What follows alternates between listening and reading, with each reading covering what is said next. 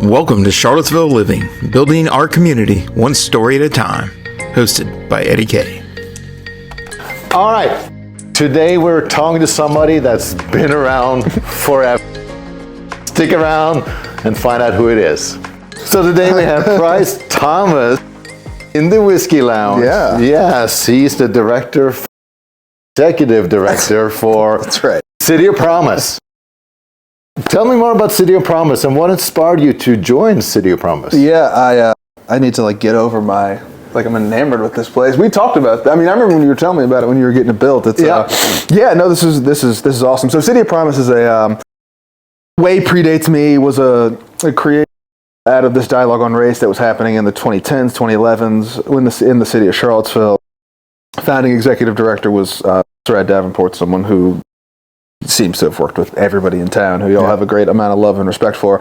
And it was essentially created as part of this Promise Neighborhood initiative that was coming out of the Obama administration, with the theory of proximal nonprofit work and what happens if you embed a nonprofit organization in a neighborhood. So our office is in West Haven, 10th and Page, the largest and oldest public housing site in Charlottesville. And it has gone through, a couple different iterations based on need, based on zeitgeist. Obviously, COVID changes the nature of really how everybody worked and how a lot of us view things like equity and education and community building. But for us now, really what we're focused on is a dual generation, full family modality that attempts to make a positive impact on generational poverty. For us, looking at education for the youth and then access to what we call a constellation of care for our adults. So how do we ensure that people in the community have all of the various things that you have, that I have, that we need to be successful and to scale? And that's healthcare, that's childcare, it's transportation, it's access to capital, it's workforce development. And then how does that influence the educational opportunities and attainment of the children? So can we work in two camps? Can we influence the adults? Can we have this point of view that what happens in the home is important to what's in the community, is important to what's in the school, and have them self-reinforce each other instead of the, sometimes tricky generational cycles that we fall in when we talk about educational attainment and access and how that affects, obviously, your opportunities to earn money and move forward? It's not easy. It's a complex issue for sure. Yeah. What can people do to help City of Promise? How can we support them? There's all the ways that we talk about sort of time, treasure, talent, and that's important, right? I think that any nonprofit person that comes in here and tells you it's not about money is either being too polite or they're just lying to you. It's money, right? Money. And it's money. Yeah. And we talk about, we need quality education, and you get that through money. It's workforce development, it's access to capital, childcare costs. I had 2 kidneys before I had kids, and I had to mortgage one of them to send my kid to daycare. It's just, it's expensive. And and there's that unfortunate reality that quality and cost have a directional correlation, right? So you're going to pay for the higher quality spots, which obviously is what we all want for our children. If you can't afford that, you have to decide, do I work? Do I send my child to a lower quality place? And then how does that affect them down the road? So the sort of base answer is money. It's always money. Now, there are also a lot of things that, for us, it's about, are we asking the right questions, right? Or are we having sort of authentic enough conversations about the state of our community, about, the fact that, the Orange Dot report came out recently, and are we digging into that in a way that we're really willing to interrogate? Are we doing what we say we're doing? Are we making progress? Are we leveraging an extraordinary wealthy place from a resource standpoint with a world-class university that's only about 10 miles wide, right? Yeah. It is really, truly a pretty good natural laboratory for this kind of thing. Can you affect child poverty? Can you affect generational poverty in a place with a few billion-dollar hedge funds, a massive world-renowned university, and only 6 public elementary schools in the city of Charlottesville? Yeah.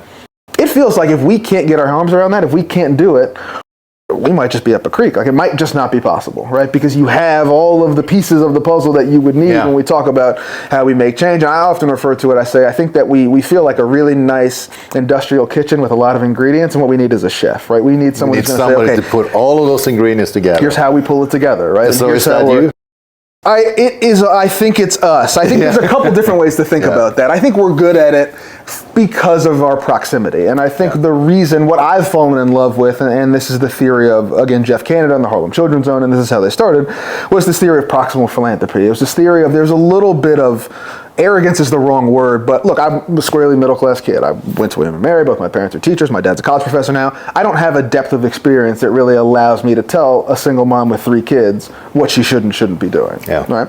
Now, at the same time, there's a level of education I have, there's a level of access that I have that can move that conversation forward. But if we don't put those two things together, we're not really going to make any progress. And so what I love about where we are, what I love about the way City of Promise is set up, Abundant Life has a similar point of view, is that we're in these neighborhoods, right? We're able to form relationships with our community members. We're able to hire people from the community who are now working in positions of leadership at these organizations.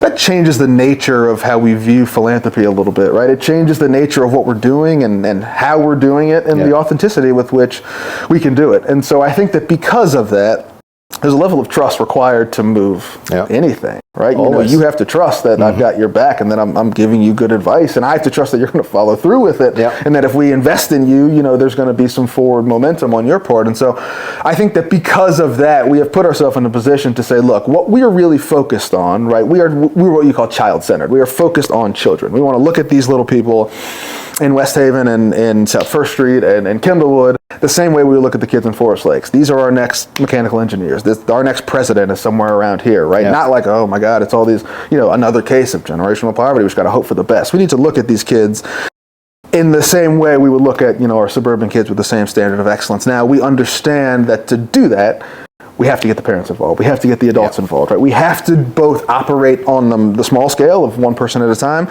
and take a larger point of view of the systems level issues. And so it really is, how do you plug community members into this apparatus, but also how do you build an apparatus that we understand requires Ready Kids and United Way and Abundant Life and then Food Bank and all of the nonprofits and support. And that's why we talk about this constellation of care. So it is a very dependent system. And what I've said often is no matter what your issue of interest is, right? If you tell me workforce development is the most important thing, and Ridge Schuyler will say this, and he'll say it, and it's evidence-based, the best way to make money is to get a job. I say, yeah. And I say, how do you get those jobs? You got to get education first. And how do you get, right? So all these things connect. And so the point is, no matter what door you come in, you can't really issue select, right? And so recently, this article came out about Cultivate Charlottesville, right? Cultivate has a pretty decent sized funding gap that they're trying to make up, and someone called me and I said, look, it's not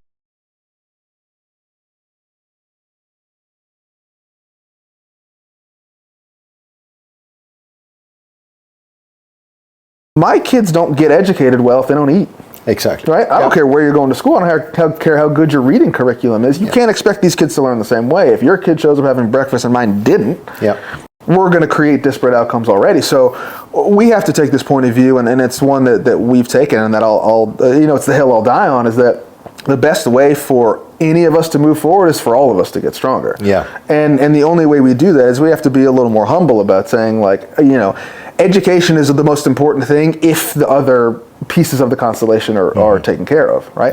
I can't go to someone and be like, you know what, it's really about, reading proficiency for your kid, and they're like, I would love to not be food insecure, or I don't have a place to live, or that's a really arrogant position to take. And so for us, it's about saying, how do we look at the sort of the roundness of that constellation and say, can we make sure that there's high quality in each domain? Can they make sure that these kids have the same stability and experiences that your kid had, that my kids have, right? Because in a public school setting, when you have kids from all over the place, what you're really accounting for is what's happening outside of school, what's happening in your community, what's happening in your home. That's where we're starting to see growing differences, and you extrapolate that over the years, it's not a surprise to me that 36% of our black kids and our economically disadvantaged kids are reading on grade level, right? Compared to 89% of their peers. Or so. I mean, the gap's huge. Now we have to look at that and say one of tee things.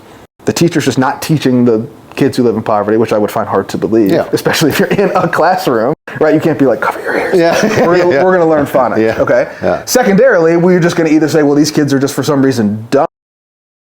So all that leaves is that, what are they coming in with, right? Well, are they showing up prepared to learn? And I would argue they're not, because we haven't quite figured out how to wrap all these things together in a way that's easy for people to access and access sustainably. Well, you work with a lot of kids and obviously a lot of families. Share a success story. I mean, there are a couple folks. There's one of my staff members was a City of Promise kid back in the early days.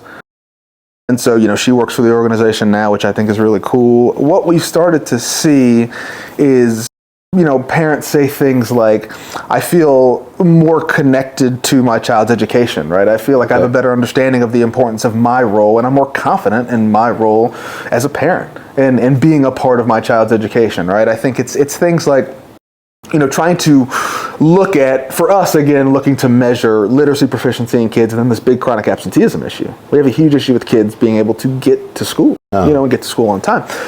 And if we start them younger, we say, okay, it's habit forming, right? It's built. It's like any other muscle you build. And so, there's a really good story that I really like about a mother and her daughter, and the daughter was having trouble getting to school, and everybody's having all these meetings and who's that and what's where. And it turns out that the mom got off work at midnight.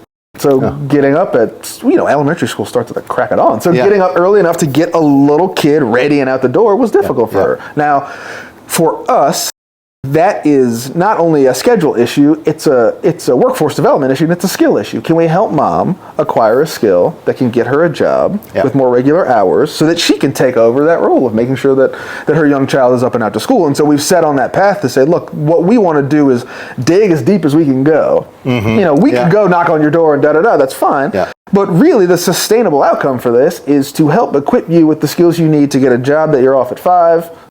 Bang. You can normalize your schedule, right? The other thing that I'm really proud of, which I'm excited about, is that we're hiring community engagement liaisons from the neighborhood. And so we're going to hire people from the neighborhood to do some of this community work. That live this every day. Live this every day, that's your neighbor. Look, it's different if I come and I'm like, hey, school's important, and they're like, yeah, okay, I get it, right? But it's different if it's your neighbor, because what we want to build is this environment of this is what we do. We as a neighborhood, we as a people value education. We value the safety of our kids. We value opportunity. This is something that we do.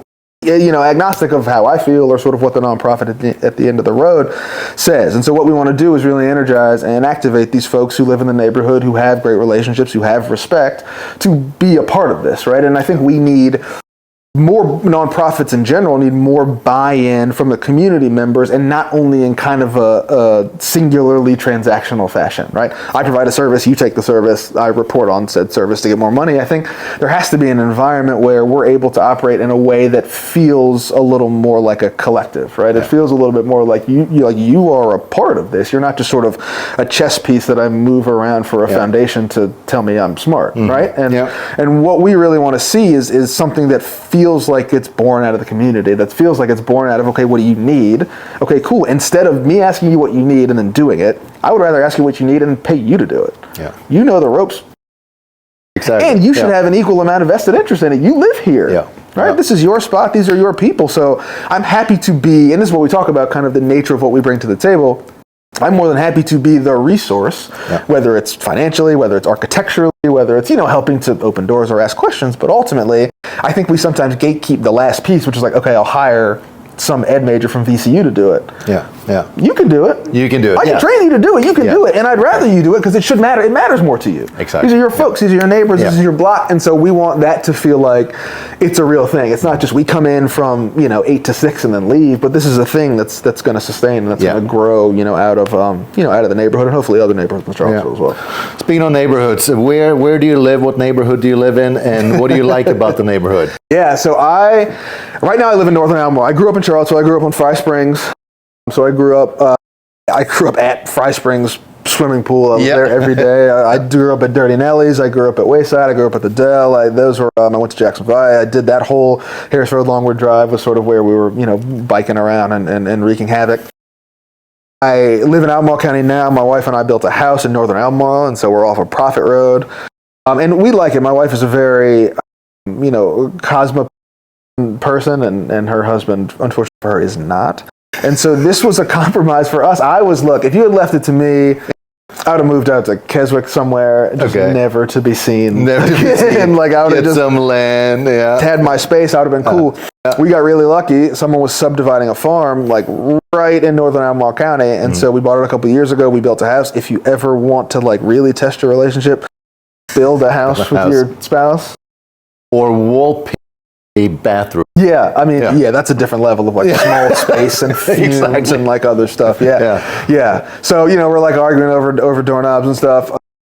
It's great. We love it. Clearly, and we got lucky because obviously the way that this town has gone is that Northern Albemarle's exploded. And so we got all the important stuff out there. You know, we got a Wawa out there. We've got, you know, all the things that one could want. Yeah. So we like it, you know, and the thing that you think about is in this, you do not have to have kids to do the job that I do, but it certainly gives you an interesting perspective, right? Oh, because you look definitely. at, and sort of the question you asked, which I ignored earlier, was, you know, why City of Promise? And some of it was that. Some of it was initially, you know, I'm at the United Way, and that's how we met. And Ravi and I started it right around the same time. And so we had this cool opportunity to build this thing, and it's hard, but it's fulfilling, and we feel like we finally hit our stride. You did a great job. And, well, thank you. I mostly took credit for other people's work, which is what I'm doing now. But, you know, I think you get to a point where you feel like you know the rules, right? You feel like, okay, we've done like the hard part. Yeah. Now we can make it incrementally better, but I get it. I know the people, I know the game, I know how we talk about certain things and where we're going. And so that's when they approached me with this job, and it was right before my second child, my son, was born. And so I'm kind of like, frankly, I was like, this just sounds hard. Like, I know how much work it took for us to get here. I've seen Ravi be here, there, and everywhere. I sometimes don't see her for weeks. Like, I don't know that that's that attractive to be with young kids. I don't want to do that. And it's funny, the exact reason I said no to that is the reason I'm glad I did it, because you look at now being a dad and having kids that age, you start to see, one, the importance of the parents, but how lucky I am to have the freedom I am to do the things that I can do for my kids and with my kids. And it gives you a much different perspective on, you know, Richard Thaler or someone said this. He said, look, I don't believe people are dumb. I think life's hard. And I think that parenting's hard. I think it's even when you have the stuff, it's impossible. You can read all the textbooks in the world, but ultimately, exactly. It's hard. And I often joke that, you know, we think about the nature of people who are living without money or without flexible jobs.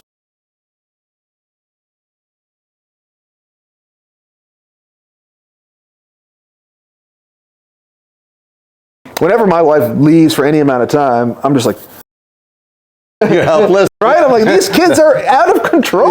And my kids are lovely, and they're easy, and they're healthy, and they're wonderful. But they're kids, and kids are busy, and you have to, it takes a lot of you to do that right. And so then we go into these conversations where we're saying, well, what happened to family so-and-so? And it does make you think, like, the small amounts of time when I am a single parent, which is, hours at a time, a day at most, is exhausting.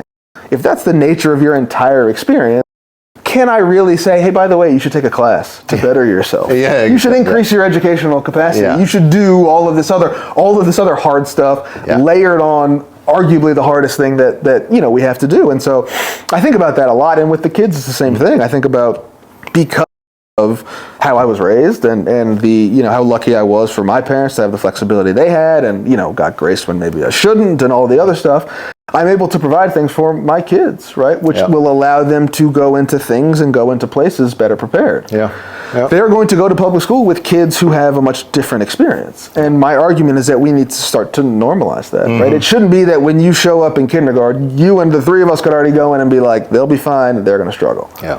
We could go to any elementary school right now. I could tell you right now, these kids are going to struggle and they're going to be fine.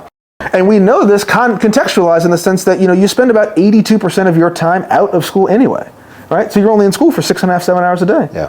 You're awake for another 10 and you sleep for 7 or 8. So the vast amount of time you're growing up out of school. You're growing up in a community. Now, if you're growing up in the community, the family, all that. If you're growing up in a community that may or may not be unsafe, where, there's drugs present, where the cultural norms are not always pro-social. When we look at the school, why can't these kids read? And these teachers are like, you know what, I quit. Right, so we have all of these things happening. You know who that hurts? It hurts the kids who need the help the most. Right? It doesn't hurt my kid in the same way. Exactly. My kid comes home to my wife, who's a genius, to 4 grandparents, like one of them's a college professor, 2 are Marines, the other's a teacher, all this stuff. Some of these other kids are leaving to either unstable homes, food insecurity, all of the things that make the educational attainment so much harder, right? So I've argued and will continue to argue that education is a social issue. It's not a school problem. It's a social problem, right? And the school is the very tip of that spear because they are being evaluated on the scholastic measurement. But that's so far down the line. It would be like if we said, okay, in 6 weeks we're going to run a mile. but we're only going to we're going to yell at the guy keeping time. That guy's like, I just got here. Did you train at all? Like, what's been happening in all of this time? And so some of what we want to think about is particularly how do we build that argument and build that apparatus to say all of the things that we do outside of the school have an outsized impact on the ability to attain the education, right? Because we're not preparing kids the same way. We're not preparing kids from Northern Albemarle the same way they're being prepared in West Haven. And so I say this in the context of, when you have kids, obviously you're thinking about school systems and you're thinking about school districts and you're thinking about all this stuff. And where's the better school district? What's the better school? And then you have this conversation, you go, oh, the better schools just pull from the wealthier neighborhood, right? Why is Baker Butler such a great school? I'm sure they have wonderful teachers and a principal and a theory of change that's lovely. It pulls from Forest Lakes and Prophet Road. Yeah. Okay. Right? It pulls from $1 million houses. Yeah. Yeah. That's lovely. Yeah. Right? Yeah. So you have all these schools that we're an academic review, and I'm like, okay, well, I don't think your teachers are necessarily worse. Yeah. Right? But it does put stress on that system too, because we're saying we have kids who are unprepared to learn in a school system where the teachers feel unsupported, they're vastly underpaid. The good ones probably leave, so you fill that with less qualified teachers to teach kids who need the most help. The system's all out of whack. Yeah. So to that point, some of it is thinking about how you do the little stuff. How do you affect one kid, one family? But also, what is the system level issue that you can't program your way out of, right? I can't program my way out of policy that's regressive, right? I can't program my way out of the policy prescription being call your grandma to watch your little kids, right? Like that sets us off on the wrong foot from the jump. Yeah. Because who's not doing that? People with money aren't doing that. They're sending their kids to Montessori. They're sending their kids to Charlottesville Day School. They're not saying like, good luck and call granny, and then we'll see you in kindergarten. Hope for the best, right? So a lot about place for me as I've grown up in Charlottesville and sort of seen it change. We moved to Albemarle, Northern Albemarle for space, really, and we love it. And then we got sort of lucky with the other stuff. But as our kids become school age, just thinking about what that means for them and what that means for the people they meet and the experiences that we have, and that, we don't want them to exist in sort of a monoculture, right? And this sort of, we only do one thing and see one person and we never get out of this bubble. It's important for us. We were both public school kids to have a diversity of experience and to be real people. Yeah. So why should people move to Charlottesville? I think Charlottesville has a lot of appeal for a variety of different people. I think that it's growing. It's growing a lot. Yeah. Exponentially. And a lot comes with that growth, and I think that's what we're battling with. How do you have a place that can grow responsibly, that can grow equitably, that can be, I think, what a lot of us who have been here for a long time, want it to be. I think we all want to preserve some of the old Charlottesville. I think we all want to preserve, I find myself being like 20 minutes. It takes me 20 minutes to get to 29. I remember when I could get everywhere in like 8 minutes, right? And so, we have that kind of Homer squabble where we're like, oh, it's a line of Bodos. Like, I can't believe that there's other people here. Yeah. At the same time, though, I think that brings with it really cool opportunity. It brings with it, it's a great place to raise kids. Right? Yeah. I think that we feel very lucky to have the communities of people around. I think that we need to continue to pressure and push on the points of the university to be a good neighbor, as Jim has said often. I think it's important that we invite and are able to retain quality talent and quality people that don't see Charlottesville as a transitional space, that want to make it home for them. I think if you're an outdoors person, it's in that great corridor where you don't have to live in Northern Virginia, but you can get there, but you can get the Charlottesville thing. I think obviously the wine scene, if that's what you're into, is I remember I met, this is probably 10 years ago for me, but someone was like, hey, Charlottesville's like a huge bachelorette party destination. And I'm looking around downtown going like really? Huh? Coming to Fitzroy? What are we doing? You guys are coming from across the country here, and they're like, it's the vineyard thing. It's the vineyard. It's a real thing. Yeah. It's a real thing. It's a real thing. And I think also, growing up here, the reason why I like it here is the same reason I wanted to leave. That it was kind of sleepy. There wasn't too much to do. It's not. And now, in a different season of life, you realize that's a really attractive proposition, right? Yeah. It's a place that you can settle into. It's a place that I think that you can find community in. I think it's probably tough if you're 25 to 30. If you're looking for that thing, it can be tough.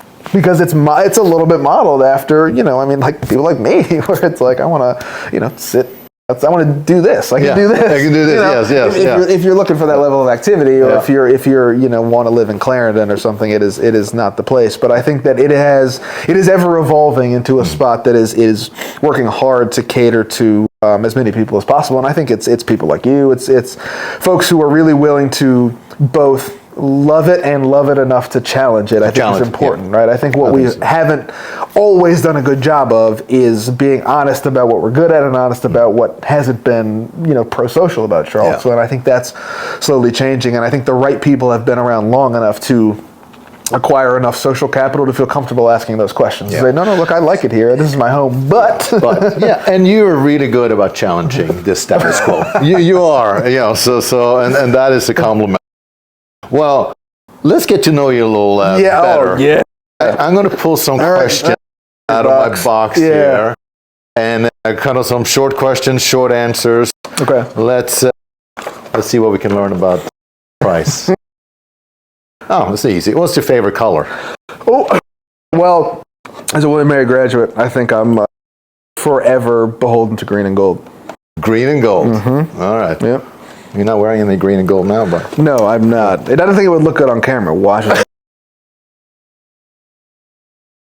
If you could teleport anywhere right now, where would you go? Right now?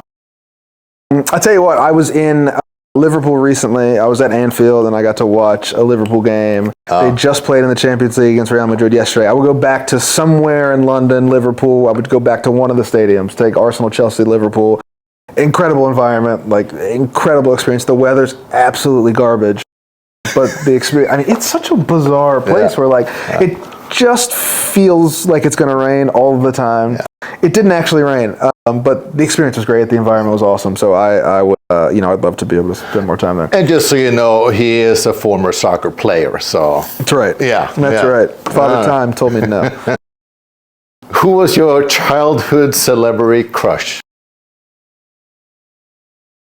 Ooh, I'm a child of the 90s and the sort of Disney Channel era, and if I, without thinking too hard, Hilary Duff, the Lizzie McGuire, Hilary Duff era.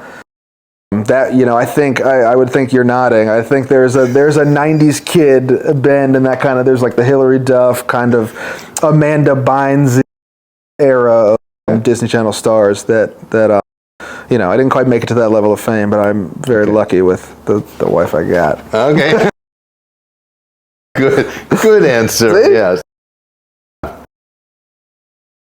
If you could have one useless superpower, what would it be? I have a ton of useless superpowers. I like public speak for a living. That is, in and of itself, a useless superpower. I don't know that it would ever be useless. I think at some level, even being able to manage a small inconvenience, would be great. I think that if I could, I don't know, if I could power nap better, or if I could, do the dishes more efficiently, or, there's all these, not stub my toe when I walk through my kid's playroom. I think that all those little things would be, here's the one thing that I will say. My son is almost 2. And he's in that phase where he's talking a lot, but only loosely defined as talking. So I think maybe if I could very accurately interpret toddler babbling, I think that would save me a lot of heartache. He is very clear about what he's asking for. It all sounds like lyrics to a song in a language I don't understand, but he's pissed about me not understanding it. I'd say to myself, did you ever do this with your kids? You find yourself arguing with a 2-year-old? I'm listen. Listen to what are you saying? And so I'll stick with that. I think if I could clearly sort of translate and synthesize that, we could always end up getting the Oreos faster, which I think is good for everyone. That's all right. What is the most embarrassing thing you have ever done? I had my pants pulled down in front of a stadium of about 10,000 people in a soccer game. Oh, great. That's not awesome. I think there's sports is obviously a huge part of my life, and I talk about it because it has been such an incredible proving ground for a lot of things. And in a business and in a position in a business where you're asked to make a lot of decisions, and some of them, and sometimes many of them, are wrong. I think what you learn playing sports about embarrassment is that some of the most embarrassing things I've ever done have been very public, right? I've missed passes, I've missed shots, I've done dumb stuff in front of a lot of people.